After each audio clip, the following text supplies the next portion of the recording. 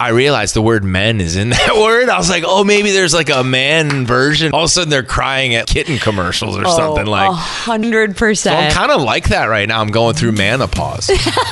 That's my thing.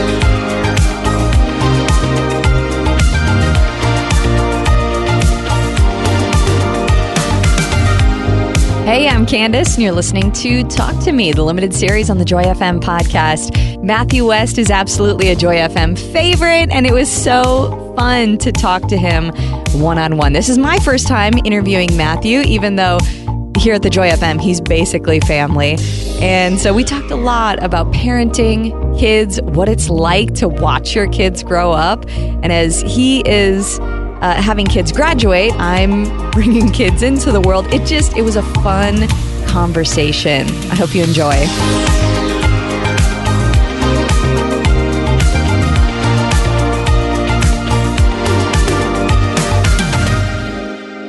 Matthew West, thank you so much for joining me. Thank you for letting me join you. This is such a blast because honestly, you have a longer history with the Joy FM than I do. Yes, I'm kind of a veteran with the Joy FM. We go way back, and I've done tons of interviews. But I think, is this our first time getting to interview? I think it's our first interview. So this is pretty awesome. It's so awesome. Let me officially welcome you to the Joy FM, even though you've been there for 2 years. Welcome. Thank you. Are you past your probationary period? Have you passed all the tests? I would say yes. Okay. Based on, yep. You're in. No details, but yes. The people have spoken. They love you. Thanks for having me today. No, it's awesome. Okay, let's dive in. So I have a 1.5-year-old daughter. It's amazing. What's her name? Her name's Willa. What's her middle name? Can you say middle name? Yeah, sure. Willa Dean. Willa Dean? Mm-hmm. Yeah, she has her dad's middle name. That's the sweetest. So do you really call cute. her, do you shorten Willa at all? So Willa is actually a shortened, so she's Wilhelmina. She's that's like a classic. Like, that feels like a Southern name. Right? A little bit. Are you from the South or something? No, but both my husband and I are grandparents. We both had grandmas way, way back. Yes. Whose name was Wilhelmina, and they both went by Minnie.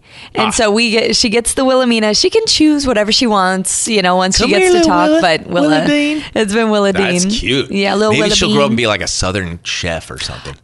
Willa Dean. I like that. You know what I mean? It Like, could happen. Like, maybe she'd make good biscuits or something. Like, I'd buy biscuits from Willa Dean. You know what I mean? Listen, she can be anything she wants to be. I'm not trying to put pressure on her at a young age. No. She's feeling the pressure already. Okay. I'm sure she's in Tell her I'm sorry. her little plastic kitchen, just mixing it up.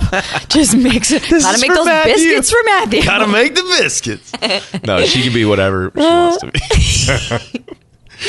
Okay, so as you think about like the different stages that your girls went through, the different pieces of advice that you've given them over the years, how has that changed now that your oldest daughter is going into like the next stage of life, kind of life? It feels bigger than just, hey, make sure you brush your teeth, or the different things that we kind of teach our kids to do while growing up. Well, I think one of the biggest shifts that I have experienced is the feeling at the beginning of like, it's up to me to impart, any wisdom I have upon my children. But as they grow up, I've had defining moments. I remember I took my oldest daughter to this special like father-daughter camp in California one summer. And at that camp, I had this awakening where I realized she's going to teach me things. Like, and all of a sudden, I wasn't just talking to some little kid or my little kid. I was talking to this brilliant, this intelligent, bright, deep thinking individual who happens to be my daughter, but now was like the other day, I said something at dinner that bothered her, and she kind of corrected me on it. And like, it was a little bit of a tense moment. And then I thought about it, and I texted her. I was like, hey, you were right. Like, I didn't mean it the way I said it, but like, I want you to know I heard you. And she texted me back, and she just gave me this very thoughtful response. And I was just like, she's teaching me. So I think that's one of the, like that, and I think a lot of times growing up as a kid, like I've had a lot of other parents say, oh, this stage is the best, or this age is the best, or this age is the worst. And one of the things I've just learned is that every stage has its own kind of beauty. So at 1.5, you're discovering this beauty. And guess what? At 3, you're going to find hard stuff and good stuff. And at 17, hard stuff and good stuff. But there's beauty to be found in every season. So true. And it is funny because truly, I mean, I'm just getting to the point where the stages are slowing down because when she was a newborn, it's like every 2 weeks I have a different baby sitting in front of me. A new thing, yeah. A brand new thing. And Yeah. even now, you know, the other day she learned, yay. Okay, Like what made her yay? Was it something cool? Well, it's going outside. She loves going outside. Just going outside, Just yay. going outside. I said, go grab your shoes. She said, yay. See, we should all be like that. Right? Like, But- especially if you've been locked in this room for days doing interviews. You're Yes. probably going, can I go? Yay! The sun! Yay! I love that. Oh, so it's yeah. all, but it's starting to slow down. Like, It's starting to slow down where she's learning, but it's coming out in smaller ways. Like, you know, Yeah. just the little words she's picking up on, but she's running, she's sprinting, she's Yeah. all over the place. And I tell you, like with my oldest turning 18, like all of a sudden I will say, like, I feel like this window of me like speaking into her life, like not closing. I know it's not going to close entirely. Hopefully she'll always like look to me for advice, but it does feel like I feel like every day I'm having to reserve the urge to like sit her down and have a heart to heart every day. Like, I want to tell you this about the world before you go off to college. You know what I mean? She's like, Dad, relax, you know? she's like, I will call you, I promise. I know. Like at some point in the future, we'll talk again. Exactly. So I'm trying not to like put too much on her. And sometimes I'll just put it in a little letter. I gave her a letter when she graduated from high school, just some things that I wanted to say that were on my heart and some scriptures. And, you know, hopefully that means something to her. Hopefully it's something that she can return to and remember how her dad feels about her. I bet she will keep that tucked away forever. I That's hope so sweet. I mean, I have a note in my studio Yeah. that she wrote me when I think it was probably 6 or 7 years ago. She had gone into my studio and she left a note. She's like, Dad, I just want you to know how much I look up to you, and the songs that you write are amazing.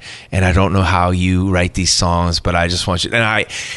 She has no idea how much that letter meant to me, but I keep it in my studio because it was like, oh my gosh, like she's actually paying attention to what I like. You know what I mean? Yeah. This wasn't even the question that was supposed to bring out the tears, and here I am. It got me, and I so kept sweet. it. It still gets me when I look at it. You know? That's so precious. I've been crying a lot lately. I thought this was something that happened to women in middle age or like a certain period of time, like menopause. And then I realized the word men is in that word. I was like, oh, maybe there's like a man version where they just start getting there. All of a sudden they're crying at like kitten commercials or something like 100%. toilet paper commercial. Oh my gosh. 100%. So I'm kind of like that right now. I'm going through menopause. That's my thing. I'm trademarking that. Is that Trademark Matthew Is that West. a thing? I don't know. It's got to be. It's got to be. But I'm all teary. I have heard that because it's like, the older that men get, and maybe it's something about too, just seeing the world from a different perspective. You're getting more of that 30,000 foot view instead of just like being in the weeds. And it's like, yeah, it's all just means so much. Yes. How do you see your husband interact with a little girl? Oh, Is he kills wrapped me. around her finger? Well, see, here's the deal. I call them best friends because they like are the best buddies. See? But It's then amazing. they also fight like best friends a little bit. Really? You know, like he'll just be like, oh, I'm so sick of her. She needs to go on a walk. Go on a walk with your mom. And like she's like all sassy and like throwing her shoes at him. And like Amazing. as much as they are like this, Yeah. because he actually was home with her for like the first year. Okay. Right, So because right. he works virtually, and so he was able to be home with her for the first year. And so there are times when it's like, you know, he's trying to be on a Zoom call for work and she is just hollering because Oh, she wants gosh. to be on camera. That's amazing. And so it's like, yeah, so they're literally best buddies. I love that. Oh, but it's fun to see. I will say, I always thought I was going to have little boys. Yeah. I grew up in a male-dominated house, other than my mom, Yeah. 3 brothers. Oh, man. And so I just thought, well, the Lord's going to give me what I know. Yeah. But I think if there's anything we wind up learning in our journeys of faith is that God stretches us and grows us and takes us out of our comfort zone. So I know about baseball. I know about football. I know about basketball. I did not know about ballet. And I did not know about mani-pedis, and I did not know about any of that stuff. And sometimes, so like now it's all girls in my house except for me and my dogs. Yeah. That's why I give my dogs like super boy names, like Rocky and Nick. Oh, they're yeah, my dudes, Nick. right? But it's like sometimes it's lonely because it's like the girls go get mani-pedis, and it's like if I want to hang with them, I got to get a pedicure. I'm sorry, I'm out. I will wait in the car. What? I don't like somebody touching my feet. Oh man, I thought you were going to tell me how much you've like learned to appreciate a pedicure. No, I'm not a pedicure forgot. My wife took me to this place for my birthday. It was like a foot spa thing. Yeah. And I thought it was like a chair massage or something. And I got there and like they spent all this time on my feet. I was like, dude, it made me so uncomfortable. I hated Get over it. I was like, stop with the feet already. So I probably would have had more bonding time with my daughters if I would have warmed up to the pedicure thing, but I'm out. At least once a month or so. Just time to go get them toes done. No. All right, so I do want to talk specifically about 18 Summers. I guess we should get to other topics. I mean, it's all like, this one's kind of kid related too, but I do want to know, like, is there a specific age where you realize that it's like, ooh, time is going fast?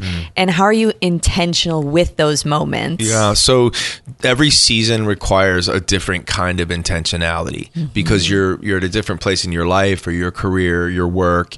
Your kids are at different points with different responsibilities. So I would say the first image that popped into my head when you asked that question was the season of when my girls were little. I was, kind of at this like breaking through in my career where I was starting to have these radio hits. People were coming to see me in concert. My song, Hello, My Name Is, was kind of blowing up. Yeah. And it was like, it's go time for my career, but go time for my career can't mean go time away from my family entirely. So what do we do? Something's got to give. And I had so much guilt about leaving my family to go on tour, even though it was what I was called to do. So what wound up happening was I felt bad wherever I was. I had this season where I felt guilty when I was gone. And then when I was home, I felt guilty because I was letting all my team down because I should be out there striking while the iron's hot and all that stuff, right? Yeah. Those lies we believe. So as a family, we prayed through the decision of homeschooling our kids for 4 years. And those 4 years were the most incredible time as a family because we were on a family tour bus and my wife and my 2 daughters and my mom and my dad would come sometimes to help. We would do school on the bus during the day. I can picture my little girls doing their schoolwork on the bus, and then they would treat the bus like their own jungle gym because it had bunk beds and they'd do their backflips and all that stuff. And then they would come on stage with dad at night. And that was the sweetest time because I was able to like do exactly what God called me to do. I was able to get up and sing. But that day I was with my family. I was able to tuck my girls into bed. Every day we'd go to a different museum, or sometimes our field trip for academic was to go to the mall and get a pretzel, right? You know what I mean? That's educational somehow. So educational. But I just think of every season has required a different level of intentionality of going, how do we keep first things first? How do we keep our priorities right? How do I not lose? One of the things that's haunted me, and I say the word haunted in a sometimes it's good to be convicted by something, right? And one thing that's haunted me my whole career is I do not want to get to the end of this and people say, oh, he had a successful career in music, but man, his family fell apart. Or man, his kids didn't have a good relationship with him. Like, I refuse to let that happen. That's required a lot more no's than conventional wisdom might think, right? But I've always tried to make that a priority. And I hope if I succeed at anything when it's all said and done, it's that my kids know that I made them a priority. 100%. Oh, that's so huge. So before we jump onto some funner activities, I am curious because you are a mentor to young talent in the industry. As your career has progressed, you're sharing that wisdom with those around you. So what is some of the wisdom, along the lines of even work-life balance, business wisdom, things like that you're able to pass along to younger artists? Yeah, I think first, like the why I do that is I've had different champions in my career that like there's no way I would have achieved what I've achieved without them like pushing and championing and believing. And there's been different people who are behind the scenes. One of my dear friends, she passed away at the age of 50 from a battle with cancer, but she was the first person who in Nashville saw my songs and said, I think you've got something. And she would champion. She didn't care about any credit or accolades or attention, but she was this kind of anonymous person behind the scenes who was just saying, have you heard Matthew West? Have you heard his music? And she would always champion me. And when she passed away, I spoke at her funeral and I wrote a speech for her, and I thought she spent her whole life being a champion of others. And I thought, what a legacy, especially in a line of work where I'm in front of a camera or in front of a microphone. You can get fooled into thinking, this whole thing's about me, isn't it? And so I remember at my friend's memorial service, I felt like the Lord putting it on my heart, Matthew, who have you ever championed other than yourself? And I thought, whoa. And so from that moment, I started looking not only for ways to champion, obviously, my family, but young creatives who love Jesus, who want to sing about Jesus. And like, I'm passionate about Christian music because I've seen the impact it makes in people's lives. And so that's what started turning me towards that. Of course, the first way I champion and mentor is in the songwriting room, where artists who I love call me and say, can we write? I'm making a record. And so I get to go in the room and write with Casting Crowns or Kane or Ann Wilson or these artists that I love. Yeah. And I get to be part of making the music. But beyond that, like, sometimes they'll call me and ask me questions about business or, just prioritizing. And so I think for me, there's so many different things that I'd love to share. And a lot of my lessons learned are from things I did wrong. And I think that's how in life, I think a lot of us, if we're smart, we can become accidental experts by the things we've done wrong. And so like, even like the management company that I have right now, so much of how I've built it is like, what mistakes would I want to help an artist avoid that I've made myself? And guess what we do? We do that as parents too, don't we? It's like, I want to help my kid avoid that same pitfall, right? Literally. So a lot of my wisdom that I have is not because I got a big old brain. it's because I've messed up a bunch. And so I can speak with a young artist and say like, hey, I see you kind of burning yourself out because you're thinking, I got to strike while the iron's hot. Guess what? I've been there and I've felt that. But what you don't want to miss is right here, like this season with your kid, and hopefully I emulate that too. So like my daughter's senior year, I've said no to a lot of things because I want to be at the daddy-daughter dance. I want to be at graduation. I want to, you know what I mean? Yeah. And hopefully other artists can go, well, he did that and his career didn't fall apart. Like, I can prioritize the right things. Right. Oh, that's so huge. And it gives such purpose to the regrets that we carry sometimes, that you're able to redeem those and, say, okay, this is a lesson I learned. Let's put it to work. Yeah. Well, and I've had guys like Mark Hall, like, you think about Paul and Timothy in the Bible and like the importance of discipleship and mentorship and like people pouring into other people. When you do that, it also strengthens you. And that doesn't, whatever field you're in, like whoever's listening to this, like, whatever it is, like you may not be a musician, but you're still going to have that struggle with priorities when it comes to parenting and how do you keep first things first and priorities. And so these principles really apply whatever it is, whether you're a radio host, right? I mean, we're always feeling that struggle. And so, I love the idea of learning from failures and learning from mistakes and learning from the times where your priorities weren't right and going, Lord, thank you for the grace. And that's the beauty. The beauty of grace is not just forgiveness for the times we mess up, but the gift of a new vantage point. Right? You know what I mean? God gives us a chance to restore and redeem, but also renew our perspective moving forward and do it differently, and then help other people do it differently too.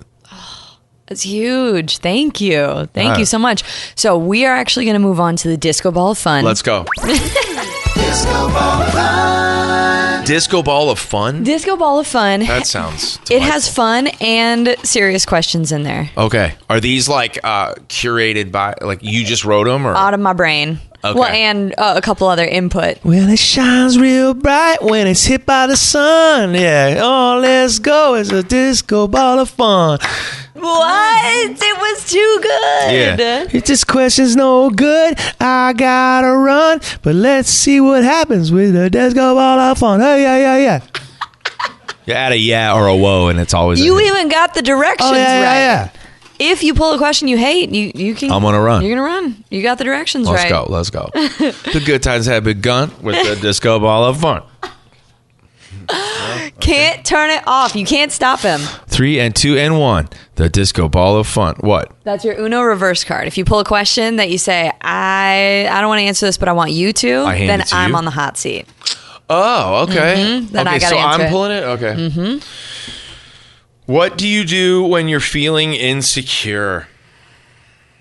Oh man! I just liked that option. I'm happy to answer that question, but reverse. All right, we'll both do it. For me, I'm all about like the positive self-talk. I got to just remind myself all the good things that I can do. I got to remind myself of all the things I love about myself, or the lovely, wonderful things that people have said about me in the past. Yes. And even if I'm not feeling it, just put it on like armor for whatever it is that I'm facing. When do you find like you get hit with insecurity? For me, it's usually before I either do something new, of course, because I am a bit of a perfectionist. I'm not somebody that enjoys like, hey, let's figure out our way through this failure. I'm like, nah, I'd like to be real successful. You want to be good at it right away. Yeah. Right away. Okay. Yeah, which of course leads to some other things. But yeah, all that to say, yeah, it's usually right before I do something I've never done before, or if like there's a person I really want to like impress or appreciate or see, or like, and I know that like when I winnow that down, it's like, okay, but who am I really doing this for? And that's usually the exchange in that kind of insecure moment. Yeah. That's good. I feel insecure like no matter how many times even I've made music, like I'm at this radio conference and I had to get up in front of all the radio people who I've met. I know them. They're friends. They've played my music. Like, I shouldn't be like, am I good enough? But then there's still that moment before I walk on stage where all of a sudden my palms are sweaty and I'm like, oh my gosh, I don't know if I'm going to be good enough for, and it's like, sometimes there's like a good nervousness too, but it's like, I think for me, a lot of times I write a lot of songs about identity because I feel like sometimes like when I'm at my most insecure, I'm furthest removed from like having spent time like front and center with God's word of like who he says I am. Yes. So like, that's why I write these like, hello, my name is songs. Cause like when I'm singing them, I got to go, okay, no, it's who God says I am. This is who I am. This is my name. Right. You know what I mean? Yeah. And not failure, not, whatever. When my music doesn't do well, whatever, like I got to just like leave the results to God, So real. But yeah, that's good. Okay. And so I thought these were going to be like, what's your favorite candy or something from the Disco Ball of Fun. There might be some of those The in Disco there. Ball of Fun was a question about insecurity. Disco Ball of Depression, more like. You're not having fun? Disco Ball of Deep Thought. The Disco Ball of Rip Your Heart Out. See, if we would have had you here the first day. What's the most underrated place you have traveled to? Underrated. Yeah, so like we all love, the big tropical vacations, maybe skiing or the mountains or wherever is your go-to place. But what's some place you stumbled into and you went, oh, well, isn't this fun? Okay, it was a place in New Mexico, and it was these massive mountains of sand. Sand dunes. The White Sands National Park or something in New Mexico. Yeah. Was unbelievable. We bought sleds and we were like sledding down these, and my kids still talk about it. It was one of our homeschool tours. And it was like, awesome. Where the heck are we? You know what I mean? Like I never even thought of it, never heard about it. Right. And all of a sudden we're in this White Sands National Park and it was epic. And it's like one of those things that I don't think most Americans even realize we have that in America. Yes. That's so cool. And then sometimes I feel like for my wife's birthday, I said, what do you want for your birthday? She said, she's like, well, first I want you to buy me a Jeep. And I said, well, I'm like, what's one under that? She's like, how about rent me one for the weekend? I was like, I'll rent you one. So we rented a Jeep for the weekend. We put the top down and we went driving out into the hills of Tennessee, like places in Tennessee where we just like literally didn't even look at the map. We just started driving. Yeah. And it was underrated because it was like right in our backyard, but it was the most beautiful day with like getting that sunburn on your arm and just like, so there's parts of Tennessee that are crazy underrated. What about you? For me, it's Fargo, North Dakota. What? I know. I love Fargo, North Dakota. Not in February, you don't. Oh, I've been in February. I've been all times here. Okay, here's the deal. What do you love about Fargo, North Dakota? It's the people. So I went to a football game my first time, and like the Bison football team is a huge deal. And it's just one of those things where for the tailgating before the game, you're walking around, you have these Midwestern moms just like putting a burger in your face, and they're like, oh yeah, come on over here, we'll take care of you. So that is the perfect underrated story because most people wouldn't. Yeah, they're not circling Fargo. Don't get me wrong. Vacation destination. Every time I've been to Fargo, it snowed. Yeah. Even in we're very close to summer months, like September, we were getting flurries. When I started my career, I booked my own shows at college campuses. Yeah. And I booked a whole tour. I found out the way to stay busy was go where nobody wants to go. So January, February one year, I did a whole tour of college campuses in North Dakota, South Dakota, and Minnesota. And I'm telling you what, it was the first time I ever found out, I pulled my car into this Comfort Inn, right? I'm by myself. I got this little Honda I'm driving myself in, and everybody's cars were plugged into the wall. Yeah. And I was like, this was before electric vehicles. I was like, what is that? They're like, well, you have to plug your engine in or else it'll freeze overnight. I was like, okay, this is where I leave. Does my engine come with this feature? I had no idea. Right? Yeah. So that's when it was like, oh, this is a different level of cold. It's a different, I grew up in Minnesota, so that is, oh my word. I always say, it all feels the same after -10. Yeah, because you don't feel anything. You don't feel anything. Why. Yeah. Exactly. Matthew. Well, that's more disco ball of fun. It's a little more fun. It's a little more fun. The other one was a little hard. Hey, we want to keep it loose, keep it tight. Okay. Thank you so much for coming. Are we done with the disco ball of fun? We had the most fun we could ever have. That was fun. That was good. Thanks for having me. This was Thank you great. for joining me. I love the Joy FM and have had just such a great journey with their listeners and your listeners, I should say. They've been so kind to me, so supportive, letting my music be part of their lives, and I'll be forever grateful for that. So I'll come on your show anytime you'll have it. Thank you. Thanks so much for listening to Talk to Me on the Joy FM podcast. Make sure you share your favorite episode with a friend. And if you're not yet subscribed, make sure you click that subscribe button so you never miss an episode. Thanks so much. Talk to you later.